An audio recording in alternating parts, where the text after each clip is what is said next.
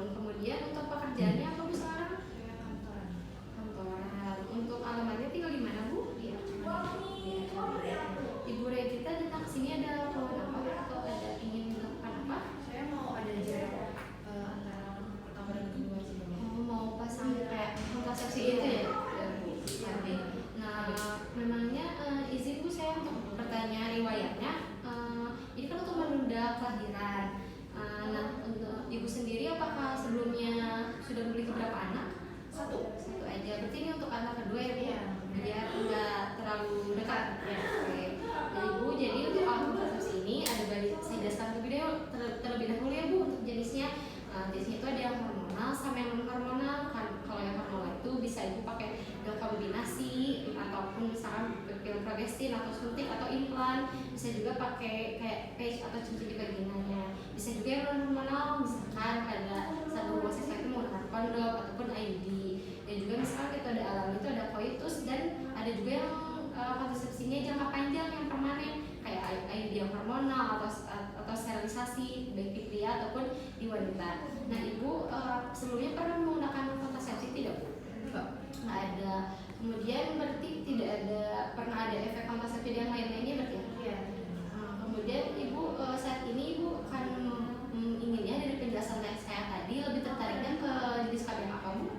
Yang dipasang aja dok. Yang pasang berarti IUD ya Bu? Iya. Baik Bu, kalau begitu sebelum kalau sudah diputuskan Ibu pilih cocok yang pakai mana, saya akan menjelaskan terlebih dahulu ya Bu untuk KB IUD yang akan Ibu pakai ini. Jadi KB IUD ini nanti keuntungannya itu akan efeknya itu jangka panjang, bisa sampai 10 tahun. Jadi nggak perlu dipakai yang setiap hari karena sudah ditanam. Nah mungkin nanti akan ada efek keluhan misalkan pusing, mual, yang kayak gitu. Tapi saya akan sesuaikan ya Bu untuk penggunaannya dari metode sampai obat yang diresepkannya. Gimana Bu, apakah Ibu masih merasa tertarik atau cocok dengan penggunaan KBRID itu? Iya. Nah Ibu, sebelumnya saya izin bertanya terlebih dahulu ya Bu sebelum pemasangan, apakah Ibu hari pertama hari terakhir itu Ibu kapan ya Bu? Tanggal berapa? Bulan berapa? 1 bulan yang lalu itu tanggal 15. Nah untuk kayaknya ini menstruasinya ini apakah ada keluhan misalkan banyak setiap mensnya misalkan lebih dari 1 sampai 2 pembalut setiap 4 jamnya? Satu sih. Dua. Kemudian apakah pernah ada jangka waktunya biasanya berapa lama? Oke, menstruasi. Lama sih saya 2 minggu. 2 minggu. Berarti kira-kira lebih dari 8 hari ya Bu? 14. Kemudian pada saat menstruasi Ibu pernah ada sakit perut gak kayak dismenorrhea? Di awal-awal aja sakitnya cuma 2 hari. 2 hari. Tapi sakit 2 hari itu Ibu bisa sampai butuh obat gitu? Enggak. Nggak ada. Kemudian pernah nggak Bu ada bercak kayak darah pada saat berhubungan seksual atau di antara menstruasi kayak gitu? Tidak ada. Kemudian Ibu kan tadi sudah ada yang persalinan terakhir ya Bu. Bagaimana riwayat persalinannya? Apakah sesar ataupun normal? Normal.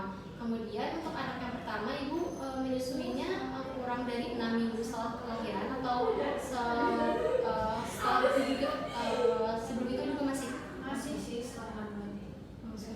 Ya, berarti dari kurang dari 6 minggu juga udah bisa menyusui ya? Oke. Kemudian Ibu punten untuk riwayat hubungan seksual apakah ada selain dari suami atau pasangan saat ini? Oh tidak ada. Kemudian apakah Ibu ada penyakit radang panggul? Tidak Ada. Kalau misalkan kehamilan ektopik, infeksi menular seksual Bu? Atau penyakit jantung? Oke Ibu, jadi kalau gitu kita akan pasang IUD ya Bu, tapi sebelum itu saya akan memberikan terlebih dahulu informasi tentang keuntungan dan kerugian dari efek samping penggunaan kriteria yang kontrasepsinya. Nah, mungkin ini Ibu bisa dibaca ini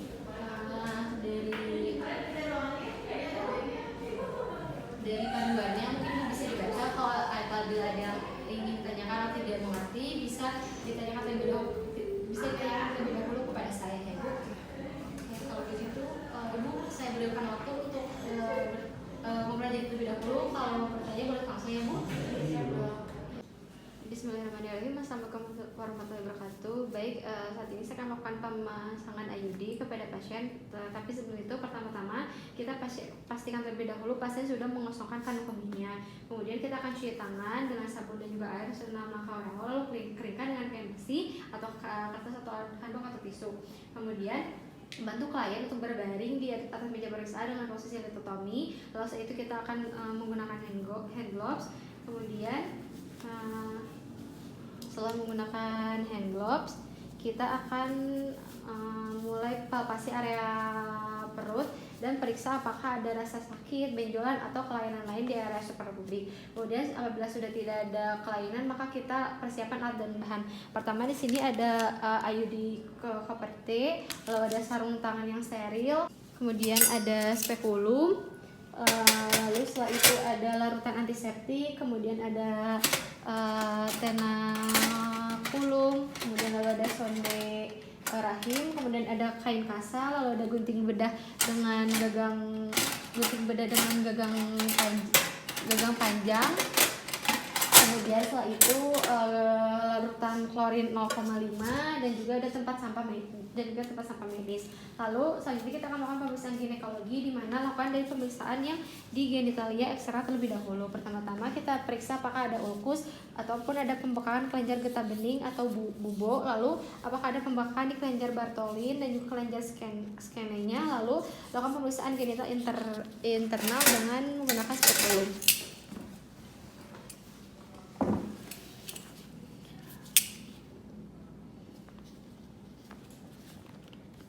Ini kita buka, kita pasangkan.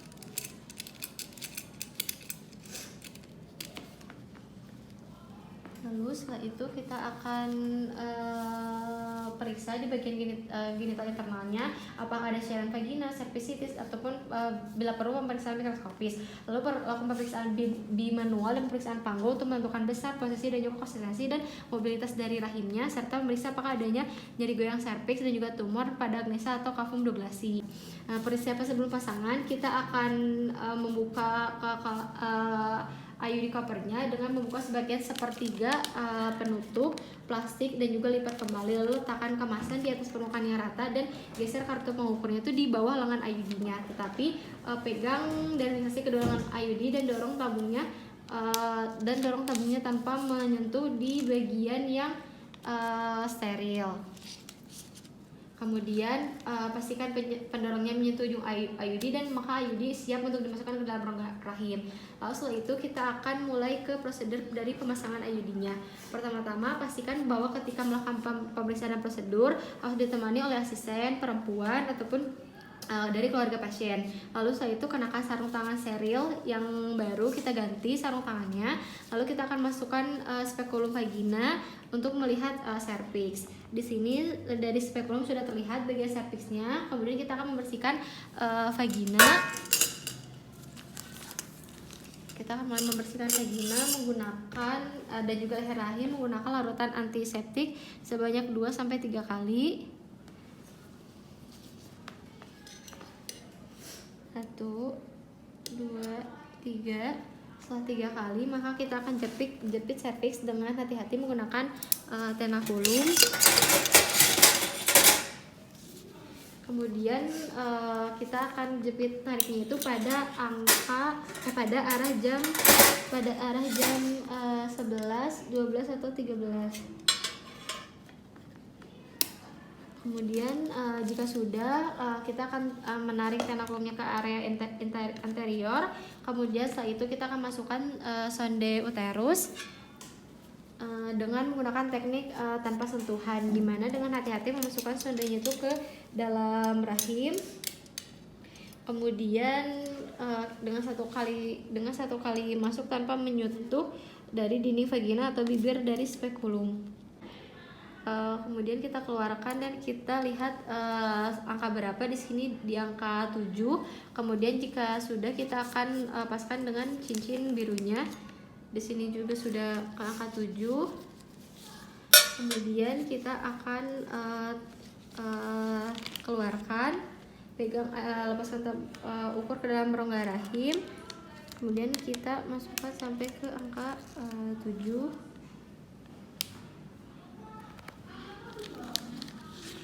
Nah, kemudian kita keluarkan dari kemasannya. Lalu kita akan pegang tabung IUD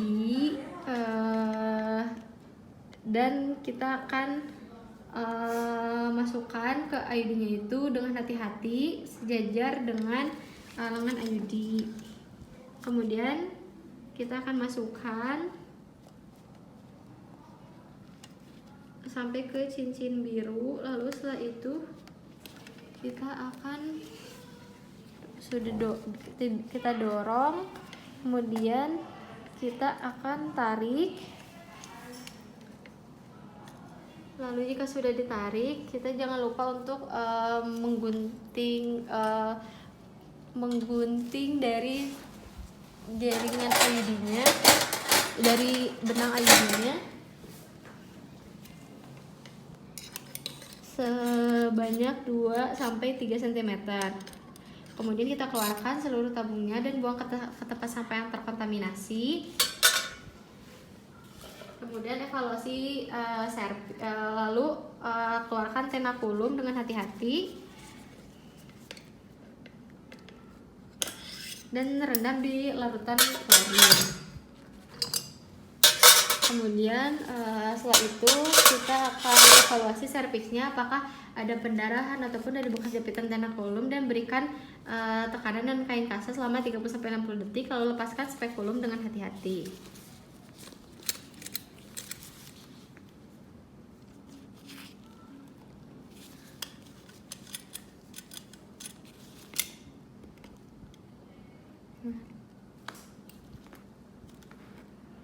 Kemudian setelah itu kita akan rendam spekulum ke dalam larutan klorin.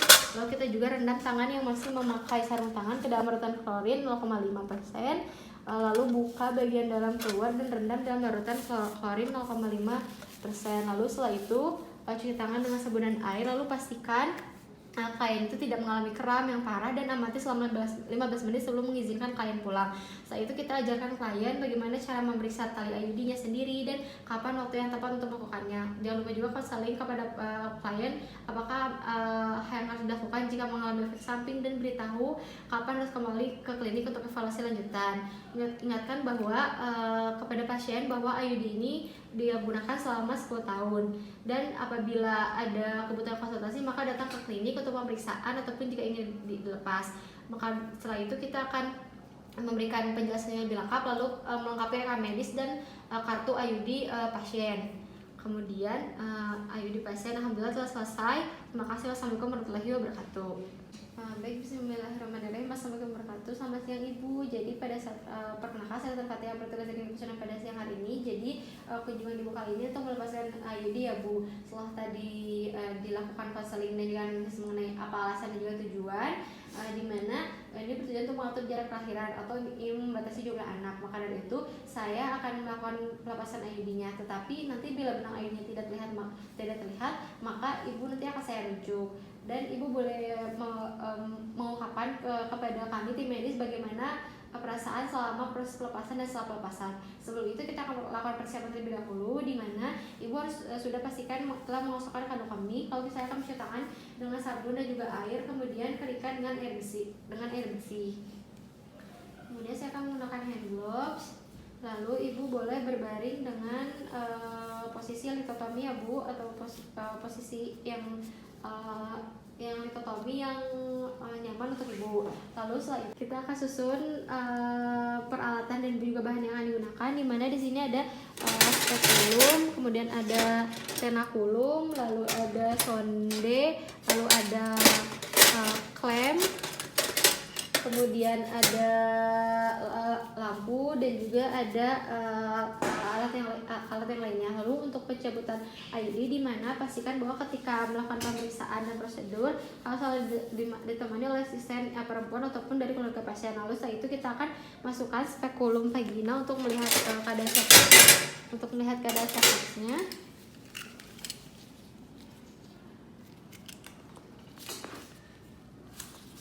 Kemudian kita akan kencangkan.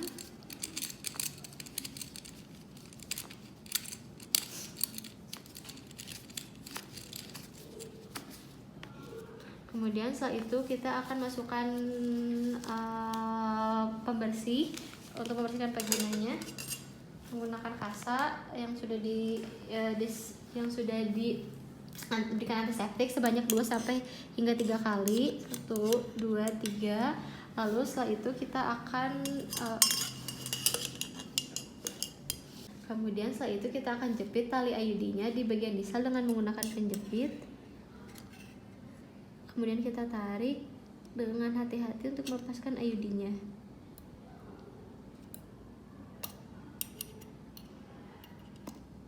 Kemudian setelah itu kita akan tunjukkan IUD-nya kepada pasien, lalu kita akan rendam dalam larutan klorin 0,5%. Dan kita akan lepaskan tenakulum dan juga lepaskan spekulum dengan hati-hati.